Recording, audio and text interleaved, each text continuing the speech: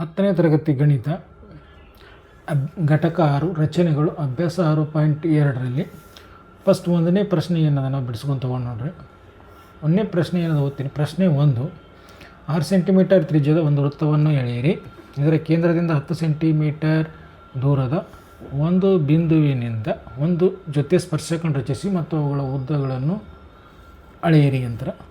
First ಏನು ಮಾಡಬೇಕಂತಂದ್ರೆ ನಾವು ಕೈವಾರ ತೆಗೆದುಕೊಂಡು ಕೈವಾರ ಮತ್ತು ಸ್ಕೇಲ್ ಸಹಾಯದಿಂದ 6 ಸೆಂಟಿಮೀಟರ್ ತ್ರಿಜ್ಯ ತೆಗೆದುಕೊಂಡು ಒಂದು ವೃತ್ತವನ್ನು ರಚನೆ ಮಾಡೋಣ ನೋಡ್ರಿ.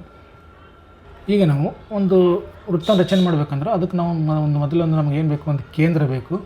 ಇಲ್ಲಿ ಒಂದು ಕೇಂದ್ರ ಗುರ್ತು ಮಾಡ್ಕೊಳ್ಳೋಣ. ಈ ಕೇಂದ್ರ ತೆಗೆದುಕೊಂಡು ಎಷ್ಟು ಸೆಂಟಿಮೀಟರ್ ತೊಗೋಬೇಕಾಗಿದೆ ನಾವು ಅಂದ್ರೆ 6 ಸೆಂಟಿಮೀಟರ್ ತೊಗೊಳ್ಬೇಕಾಗಿದೆ ನೋಡಿರಿ.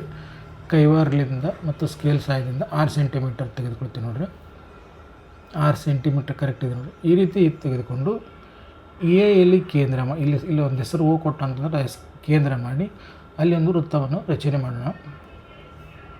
ಈ ರೀತಿ ಒಂದು ವೃತ್ತವನ್ನು ರಚನೆ ಮಾಡೋಣ.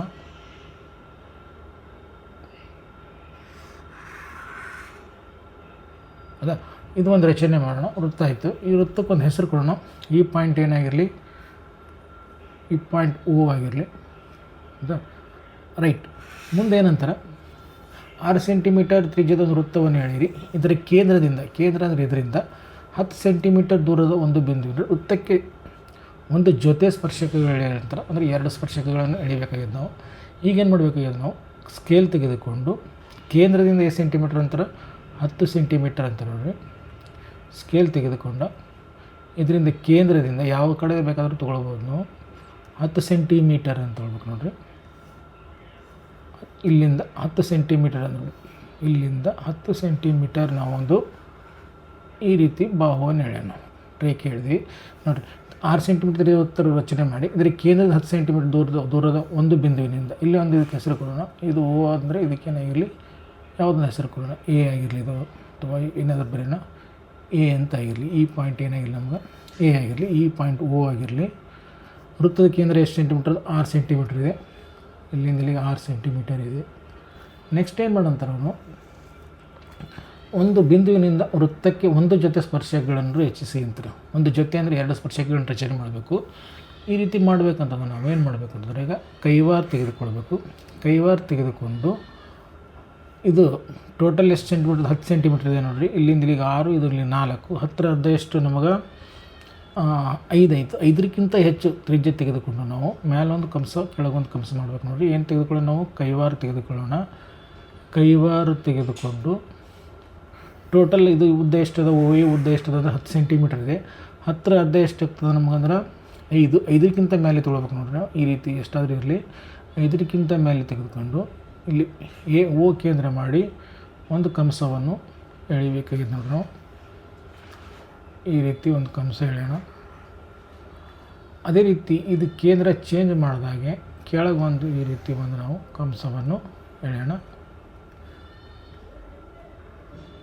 ಅದ ಈಗ ಇದನ್ನು ಈಗ ಕೇಂದ್ರ ಚೇಂಜ್ ಮಾಡಿ ಇದು ಚೇಂಜ್ ಮಾಡಬೇಕು, ತ್ರಿಜ್ಯ ಚೇಂಜ್ ಮಾಡಲಾರ್ದಂಗೆ ಇವೆರಡೂ ಕೂಡುವಾಗೆ ಇನ್ನೊಂದು ಕಂಸವನ್ನು ನಾವು ಈ ರೀತಿ ಎಳೆಯೋಣ.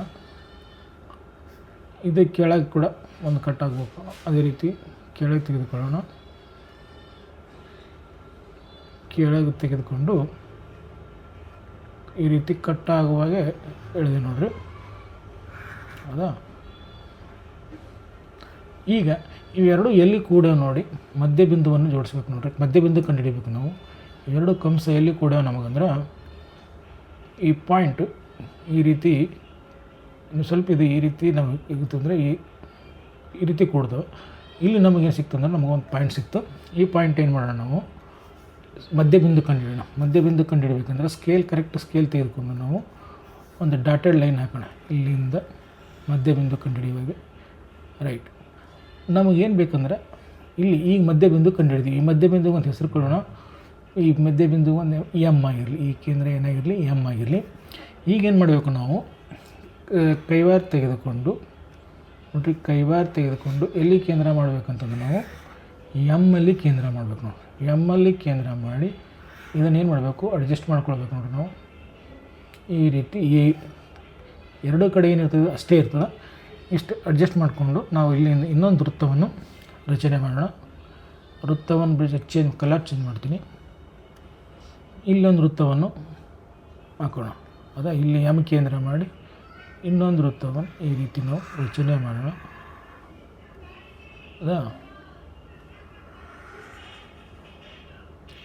ಈ ರೀತಿ ಎಮ್ ಎಲ್ ಕೇಂದ್ರ ಮಾಡಿ ಇನ್ನೊಂದು ರಚನೆ ಮಾಡೋಣ.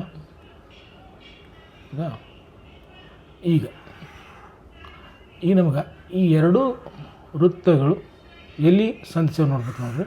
ಇವೆರಡು ಎಲ್ಲಿ ಕೂಡ್ಯಾವ ನಮಗಂದ್ರೆ ಈ ಪಾಯಿಂಟಲ್ಲಿ ಕೂಡ್ಯಾವ ನೋಡಿ. ಈ ಪಾಯಿಂಟಲ್ಲಿ ಸಂಧಿಸವ, ಈ ಪಾಯಿಂಟಲ್ಲಿ ಸಂಧಿಸವ.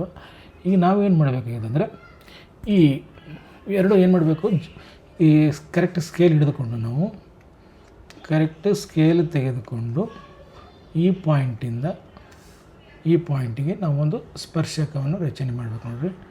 ಕರೆಕ್ಟ್ ಈ ಪಾಯಿಂಟ್ ಹಿಡ್ಕೊಳ್ಬೇಕು. ಇಲ್ಲಿ ಇದು ಒಂದು ಸ್ಪರ್ಶಕ ಆಯಿತು. ಅದೇ ರೀತಿ ಇಲ್ಲಿ ಎಲ್ಲಿ ಕೂಡ್ಯಾವ ನೋಡಿರಿ, ಎರಡು ಇಲ್ಲಿ ಕೂಡ್ಯಾವ. ಅಲ್ಲಿಂದ ನಾವು ಇವೆರಡು ಏನು ಮಾಡಬೇಕು, ಈ ರೀತಿ ಜೋಡಿದ್ವಿ. ಇದಕ್ಕೆ ಹೆಸರು ಕೊಡೋಣ. ಎಲ್ಲಿ ಕೂಡ್ಯಾವಲ್ಲ ಇಲ್ಲಿಗೆ ಹೆಸರಿಗೆ ಏನಾಗಿರಲಿ, ಇದು ಬಿ ಆಗಿರಲಿ. ಈ ಪಾಯಿಂಟ್ ಏನಾಗಿರಲಿ ಬಿ ಆಗಿರಲಿ. ಇನ್ನೊಂದು ಈ ಪಾಯಿಂಟ್ ಏನಾಗಿರಲಿ ಸಿ ಆಗಿರಲಿ. ಇದನ್ನೇ ನಾವು ಬೇಕಾದ ಸ್ಪರ್ಶಕಗಳಾದವು. ಮತ್ತು ನಂತರ ಇವು ಅಳೆಯಿರಿ ಅಂತಾರೆ ನೋಡಿರಿ. ಉದ್ದವನ್ನು ಅಳೆಯಿರಿ ಅಂತ, ಸ್ಪರ್ಶಕದ ಉದ್ದವನ್ನು ಅಳೆಯಿರಿ ಅಂತಾರೆ ನೋಡಿರಿ. ನೆಕ್ಸ್ಟ್ ಏನು ಮಾಡ್ತೀನಿ, ಉದ್ದ ಅಳೆಯೋಣ. ನಮಗೇನಾಯಿತು, ಬಿ ಎ ಬಿ ಮತ್ತು ಎ ಸಿ ಅನ್ನೋದು ಸ್ಪರ್ಶಕಗಳಾದವು. ಎ ಬಿ ಮತ್ತು ಎ ಬಿ ಇನ್ನೊಂದು ಮತ್ತು ಎ ಸಿ ಏನಾದವು ಸ್ಪರ್ಶಕಗಳಾದವು. ಎ ಬಿ ಮತ್ತು ಎ ಸಿ ಏನದು ಸ್ಪರ್ಶಕಗಳಾದವು.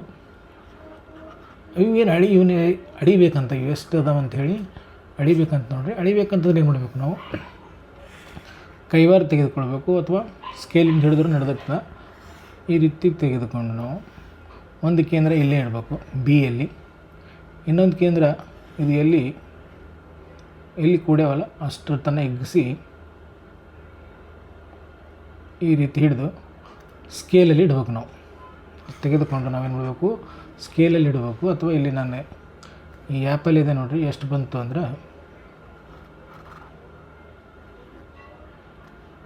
7.9 ಸೆಂಟಿಮೀಟರ್ ಅಂತ ಬಂತು ನೋಡಿರಿ. 7.9 ಸೆಂಟಿಮೀಟರ್. ಅಥವಾ ಇಲ್ಲಿ ಹಿಡಿದ್ರೂ ಅಷ್ಟೇ ಆಗ್ತದೆ ಅದು. ಈ ರೀತಿ ನಾವೇನು ಮಾಡಬೇಕು, ತೆಗೆದುಕೊಂಡು ಇವೆರಡು ಏನಿರ್ತಾವೆ ಸೇಮ್ ಇರ್ತಾವೆ.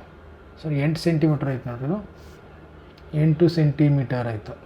ಹೌದಾ, ಇದು ಇಲ್ಲಿಟ್ರು ಈ ರೀತಿ ಇದ್ದಾಗ ಎರಡು ನಮಗೆ ಎಷ್ಟು ಸೆಂಟಿಮೀಟರ್ ಸಿಕ್ತು ಅಂದ್ರೆ 8 ಸೆಂಟಿಮೀಟರ್ ಸ್ಪರ್ಶಕಗಳನ್ನು ಸಿಕ್ಕು ನೋಡಿರಿ. A B equal to A C ಎಷ್ಟಾಯ್ತು ನಮಗಂದ್ರೆ 8 ಸೆಂಟಿಮೀಟರ್ ಉದ್ದ ಏನು ಸಿಕ್ಕು ನಮಗೆ, ಇವು ಸ್ಪರ್ಶಕಗಳು. ಇಷ್ಟಾದ್ರೆ 2 ಅಂಕದ ಪ್ರಶ್ನೆ ಇಲ್ಲಿ ಮುಗಿತದೆ ನೋಡಿರಿ. ನೆಕ್ಸ್ಟ್ ಮುಂದಿನ ವೀಡಿಯೋದಲ್ಲಿ ಮತ್ತೆ ಮಾಡೋಣ.